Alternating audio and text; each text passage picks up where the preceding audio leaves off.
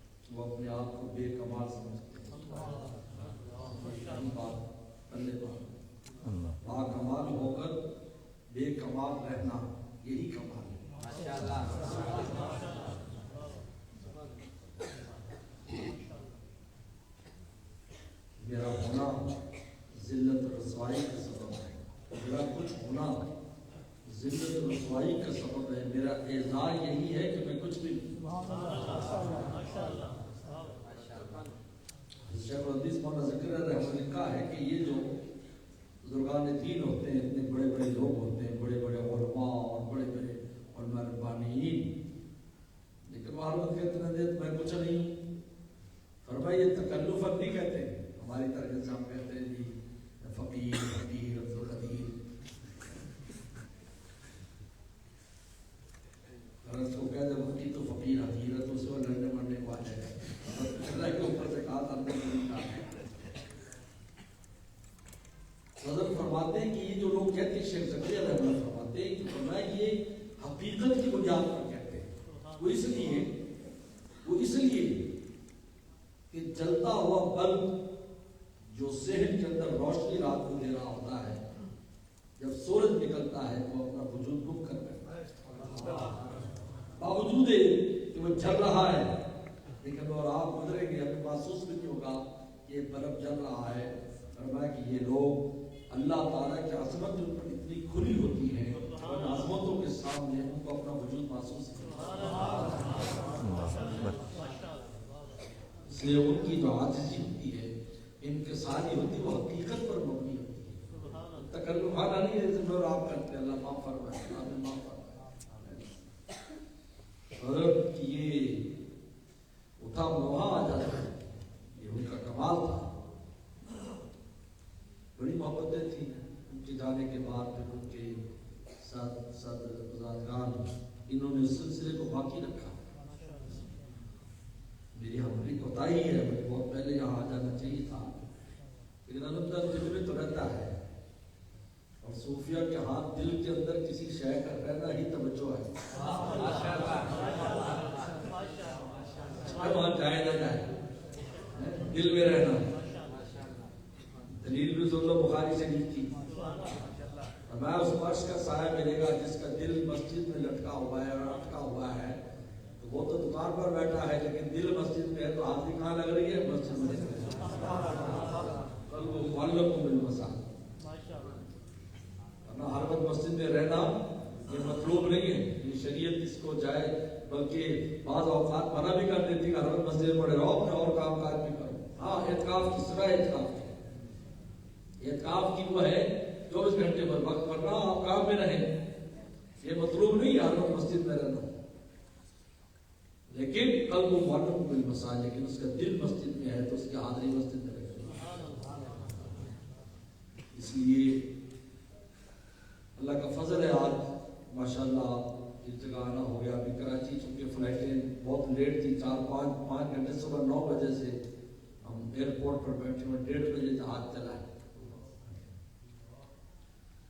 لیکن میں نے کہا کہ کئی مشورے آئے کراچی، دوستوں کے فون آئے، لاہور کی فلائٹ جا رہی، فلانی مل رہی، علی کرامت صاحب تھے، میں نے کہا دیکھو بھائی عذر کامل ہمارے پاس ہونا چاہیے، نہ جانے کا وہ یہ ہے کہ یہ کہے جب جان جائے گی نہیں تو پھر تو ٹھیک ہے، اب عذر کامل ہے، اب ان کو بھی ماننا پڑے گا اور ہم بھی مجبور ہیں، لیکن جب تک یہ اعلان نہ کرے تو بیٹھے رہو، تو اچانک اعلان ہو گیا بھی چلو بھی جہاز جا رہا ہے، آ گئے ہو جائے، بہت دیر سے ہوتی ہے، اور یہ ایسا انتظار ہے جس میں اجر و ثواب بھی ہے، اجر و ثواب ہے، اللہ تعالیٰ کا شکر ہے۔ قرآن مجید میں اللہ ارشاد فرماتے ہیں انما یخشی اللہ من عباد العلماء، خشیت جو ہے نا، خشیت اللہ کا خوف عظمت کے ساتھ قلب میں ہونا، اس کا نام خشیت ہے۔ دو چیزوں کی کمی کی وجہ سے انسان گمراہی کے راستے پر چلتا ہے، ایک خشیت کی کمی اور ایک محبت کی کمی۔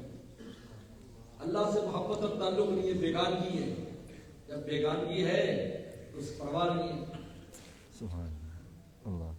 انسان کا جس سے تعلق ہوتا ہے اس کے خلاف چلنا اس کو آسان نہیں ہوتا، کہنا یار وہ دوست کیا کہے گا، یار تو ایسا کام کرتا ہے، بڑی بڑی لوگ قربانیاں دے دیتے ہیں صرف اس وجہ سے کہ اس کے ساتھ ایک قلبی لگاؤ اور تعلق ہے، وہ کیا محسوس کرے گا، گھر والوں کے ساتھ، بال بچوں کے ساتھ، بیوی کے ساتھ قلبی تعلق ہے، اس کی غیر موجودگی بھی اس کے خلاف کچھ کرنے کو تیار نہیں۔ محبت کی کمی، جب محبت کی کمی ہوتی ہے تو اطاعت میں کمی ہوتی ہے، نیکی میں کمی ہوتی ہے۔ نیکی کی کمی یہ دلیل ہے محبت کی کمی کی، ورنہ تو اس کا دل چاہے گا یار میں کس طریقے پر اللہ تعالیٰ کے ساتھ کیسے اپنی پینگیں بڑھاؤں، محبت کی پینگیں بڑھاؤں، نماز پڑھو، تلاوت کرو، یہ اللہ تعالیٰ کے ساتھ اپنی محبتیں طریقہ ہے، لیکن اگر محبت ہی نہیں ہے تو کوشش ہی نہیں کرے. کسی اجنبی کے ساتھ کیوں انسان کوشش کرے گا؟ اس سے تعلق ہوتا ہے اور بڑھانا بھی چاہتا ہے تو آدمی کیسے بہانے لگاتا ہے.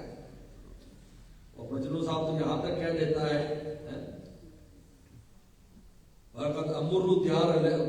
فرمایا کہ وہ کہتا ہے، مجنون کہتا ہے کہ امر دیار لیلا وقبل زنجدار و زنجدار، میں لیلا کی گلی سے گزرتا ہوں تو دیواروں کو بوسے دیتا ہوں. وما حب الدیار شغفنا قلبی ولکن حب من سکن الدیار، کہا کہ مجھے اندر دیواروں کے اندر رہنے والی سے محبت ہے، اس لیے دیواروں کو بوسے دیتا ہوں. اس کا حال یہ تو پھر نماز روزہ کیوں بوجھل ہو رہا ہے؟ کیوں نماز نہیں پڑھی جا رہی؟ کیوں نیکی نہیں، کیوں تلاوت نہیں کی جا رہی؟ محبت کی اگر محبت ہوتی تو رات کے سناٹے کے اندر بھی اٹھتا، سردی میں بھی اٹھتا، اپنا وقت بھی نکالتا. لاج سارا کچھ ہے لیکن ہمارے پاس وقت نہیں ہے اللہ کو راضی کرنے کے لیے. کیوں؟ محبت کی کمی. یہ محبت کی کمی کی وجہ سے. نمبر 2 خشیت، اللہ کا خوف. اور اللہ کا خوف بھی عظمت کے ساتھ. ڈرتا تو انسان سانپ سے بھی ہے، ڈرتا تو انسان شیر بگیار سے بھی ہے، لیکن یہ ڈر نہیں چاہیے. وہ ڈر چاہیے جس میں تمہارے دل میں عظمت بھی ہونی چاہیے. اس کو خشیت کہا ہے. اس لیے مفسرین نے لکھا ہے کہ قرآن مجید میں جہاں لفظ خوف آیا، اللہ کا خوف آیا ہے، وہاں خشیت مراد ہے، مجرد خوف مراد نہیں ہے. جب موسیٰ علیہ السلام سانپ سے ڈر گئے، وہ عظمت کی وجہ سے تھوڑی ڈرے تھے. سانپ ہونے کی وجہ سے کہ مجھے ضرر نہ پہنچا دے. ہمارے استاد بیرول ٹاؤن کے محترم مفتی عبد الرحمان صاحب رحمۃ اللہ علیہ فرمایا کرتے تھے کہ اگر محفل میں سانپ آ جائے تو سارے کھڑے ہو جائیں گے. کہا کہ یہ اس کی احترام میں کھڑے ہو رہے ہیں، اس کی ضرر سے بچنے اور خوف کی وجہ سے. میں بس اسی سے سمجھ لو کہ کوئی سرکاری عہدے والا بڑا آدمی آتا ہے، لوگ اس لیے کھڑے ہوتے ہیں کہ یار ہمارے خلاف کوئی ایسی کارروائی نہ کر دے. اور ایک اللہ والا عالم دین آتا ہے، لوگ کھڑے ہوتے ہیں، وہ محبت اور عظمت کے ساتھ.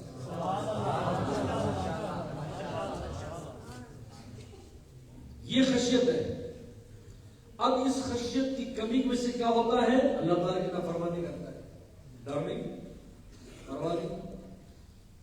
جب چاہے گناہ کرنا، زبان سے کر رہے، آنکھ سے مجھے بہت پوچھنے والا.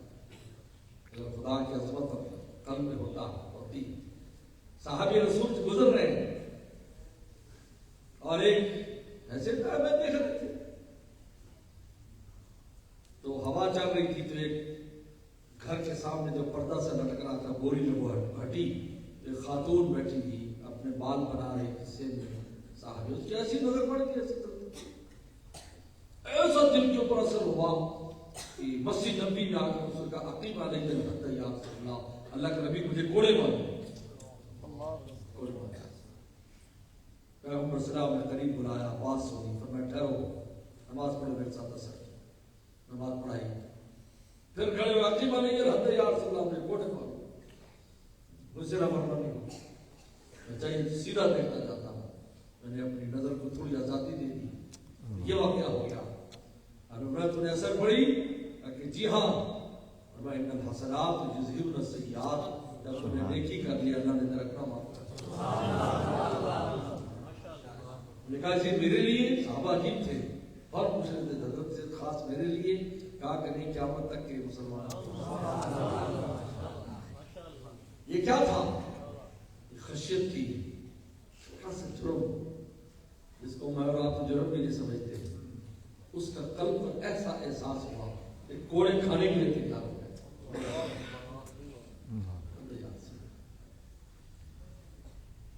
یہ دو چیزیں میرے دوستوں عزیز طلباء سن لو، اور یہ دونوں چیزیں اللہ والوں کی صحبت سے یاد رکھو. نہیں ملتی ایسے. اس کی کان میں نہ کان وہ اہل اللہ ہے، اور میں ربانیین ہے. آپ کا سازہ میں اور میں ربانیین ہے، ان سے ملے گی. اللہ کی محبت بھی ملے گی، خشیت بھی ملے گی درجہ کمال میں، اور کمال مطلوب ہے، ایک تھوڑی سی سب کے پاس ہوتی ہے لیکن درجہ کمال مطلوب ہے. جس طرح ایمان تو ہے لیکن ایمان کا درجہ کمال مطلوب ہے. نیچے وہ درجہ میں ایک عجیب بات ہے، یہ میں ایک بڑی مدعے کی بات بتا رہا ہوں کہ شریعت مطہرہ میں جتنے بھی اوصاف حمیدہ حاصل کرنے کا حکم ہے وہ علی وجہ کمال حاصل کرنے کا حکم ہے، ورنہ اس کا نبی لا ایمان ہی نہیں ہے جب اللہ تعالیٰ ہو. لا یؤمن احدکم، یہ مومن ہی لا لگا دیا. جس ایمان پر لفظ لا لگ جائے اور سوچ سمجھے کہ کتنے خطرے ہیں، جس پر لا بھی لگ سکتا ہے. لا محبت خشیت کا کمال مطلوب ہے. محبت ہم وقت دل ان کی محبت میں گرفتار رہے، کوئی موقع ملے کہ کوئی موقع ملے میں خدا کو راضی کروں. عبدالرحمن ابن جوزی رحمۃ اللہ علیہ، علامہ ابن جوزی بہت بڑا آدمی ہے، ہر وقت تصنیف کرتے تھے اور تدریس کرتے تھے اور واعظ کہتے تھے. تین ان کے بڑے مشغلے اور وہ واعظ کہتے تھے تاکہ ان کے واعظ میں کم از کم انسانوں کی تعداد 1 لاکھ ہوتی اور بسا اوقات اس کے اندر سے 20 30 50 آدمی شدت خوف سے مر بھی جایا کرتے تھے. اللہ خوف، یہ 3 کام ہوتے تھے. تصنیف کر رہے، اتنی تصنیف کی کہ 2 بوریاں قلم سے تراشوں کی بن گئی. اور جب وفات ہونے نے کہا کہ انہی سے میرا پانی گرم کرنا اور جو تراشے بچ جائے تو میری قبر میں دبا دینا. میں اللہ تعالیٰ سے کہوں گا اللہ تو خود ہی اندازہ کر لے میں نے تیرے دین کے لیے کتنا لکھا. اور واعظ اور تدریس، لیکن اللہ تعالیٰ، حالانکہ یہ بھی اللہ کے کام ہے، یہ بھی اللہ کے کام ہے، ایسی بات ہے بھی اللہ کے کام ہے، لیکن اس کو محبت میں خصوصی جو رابطے ہوتے ہیں وہ اور ہوتا ہے.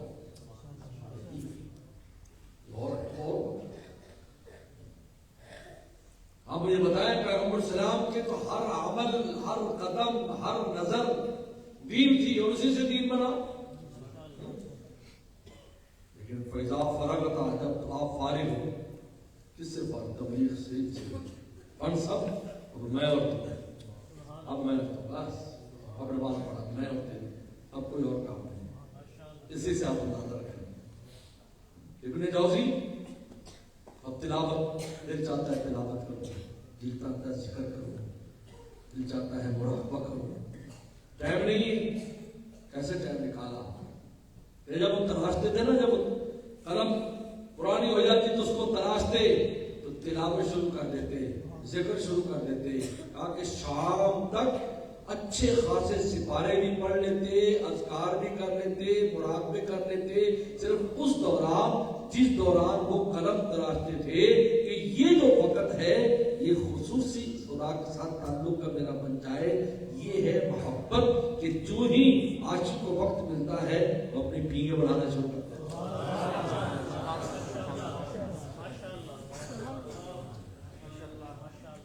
آج ہم کہتے ہیں ہم مشغول ہیں یا دینی کام میں، صحیح ہے، لیکن میں اس نقطے کو بتلاتا ہوں کہ دینی کام یہ سارے اللہ کی محبت کے کام ہیں، لیکن خصوصی جو رابطہ ہے اس کے لیے خصوصی وقت نکالنا پڑے گا.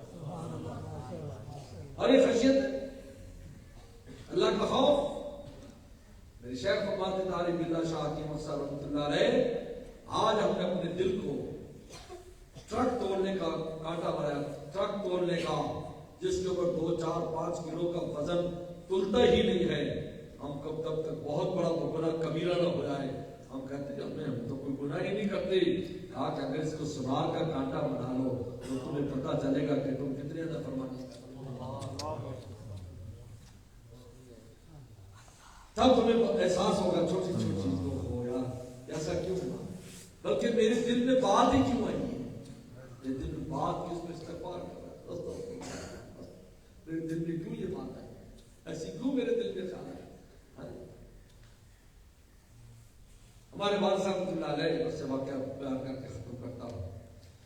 ہمارے والد صاحب مولانا نیاز صاحب رحمۃ اللہ علیہ سے گھر میں بتایا چائنا چین سے ہجرت کر کے آئے تھے دارالعلوم دیوبند میں حضرت مدنی رحمۃ اللہ سے 1940 اور 42 2 سال بخاری پڑھی, پہلی پڑھی دوبارہ, پہلی پڑھی تو چین جانے کا ارادہ تھا, جب ہجرت کی نیت کر دی تو دوبارہ بخاری پڑھی.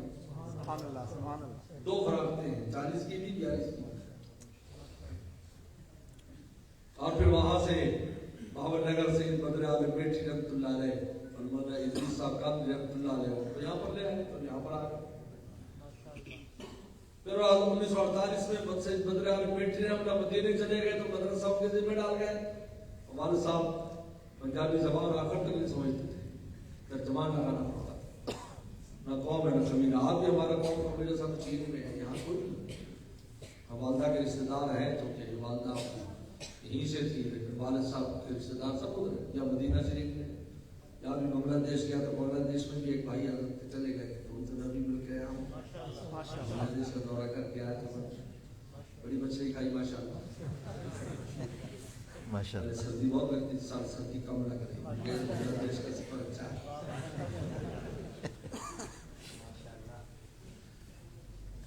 حضرت والد صاحب رحمۃ اللہ علیہ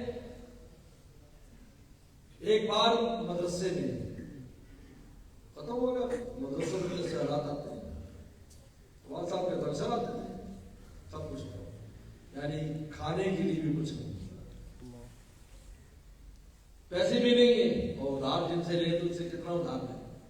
تو دکاندار بھی کہتے ہیں کہ میں تو کوئی چھوٹا سا دکاندار ہوں, آپ میرے کو بڑے بڑے دکاندار تو ہے نہیں, وہ کتنے دن میں ادھار دے سکتے.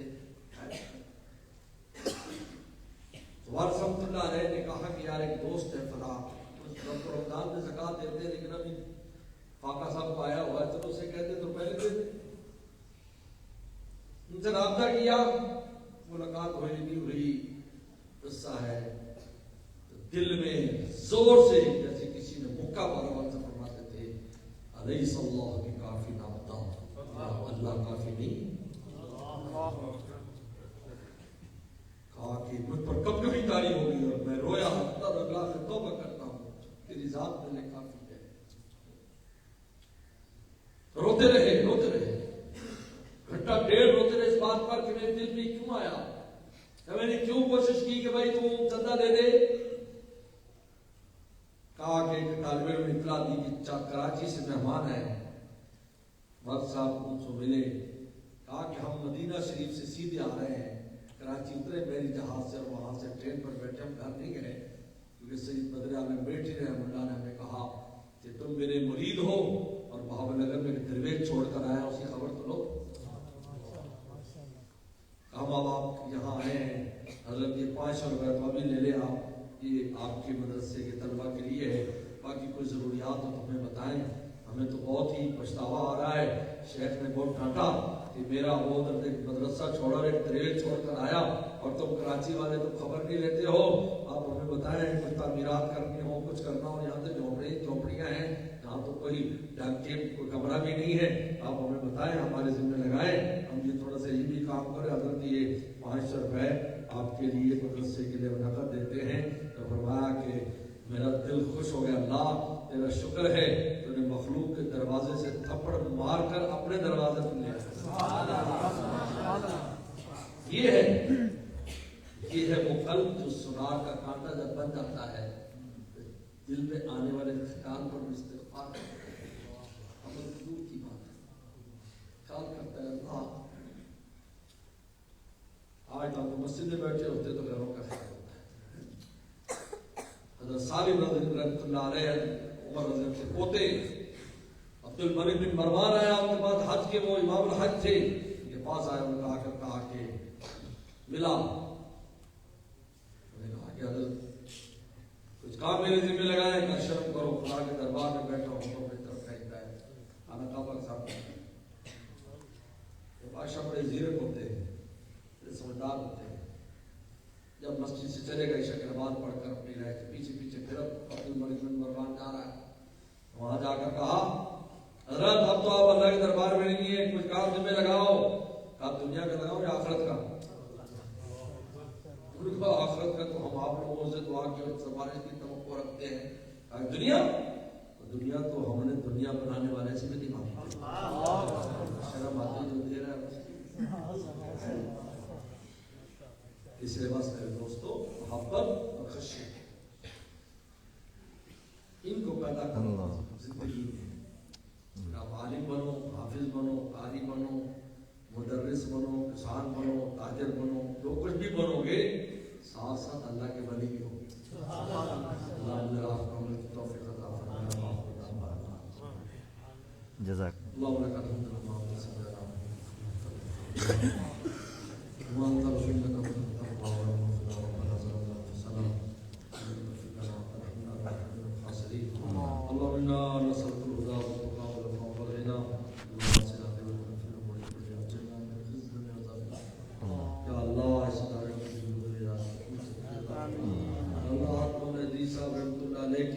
صدقات جاریہ کو خوب برکت اور ترقیات سے نواز. اللہ جتنے بھی یا اللہ منصوبے ہیں غیب کے خزانوں سے مکمل فرما. اللہ ہم سب کو اپنے عاشقوں میں شامل فرما اور اپنی خشیت اور خوف فرما. اللہ ہمارے قلب کو اپنی محبت سے بھی معمور فرما، اپنی خشیت سے بھی معمور فرما. ہر غیب ہمارے قلب سے دور فرما، 100% اپنا فرما. حافظ دارین نصیب فرما. اللہ یا جتنے طلبہ پڑھ رہے ہیں سب طلبہ کو قبول فرما. اساتذہ پڑھا رہے ہیں ان کو قبول فرما. جتنے بھی شعبے ہیں ان کو قبول فرما. ہر طرح کی مشکلات سے اور ہر قسم کے فتنوں سے حفاظت فرما. اللہ میرا آنا، ان کا ملنا اور ہم سب کا ملنا، دین کی بات کرنا قبول فرما. اللہ یا اللہ ہم سب کو اللہ اپنی نسبت خاصہ نصیب فرما، ولایت خاصہ نصیب فرما. ہماری حاجات کو اپنے خزانوں سے پوری فرما.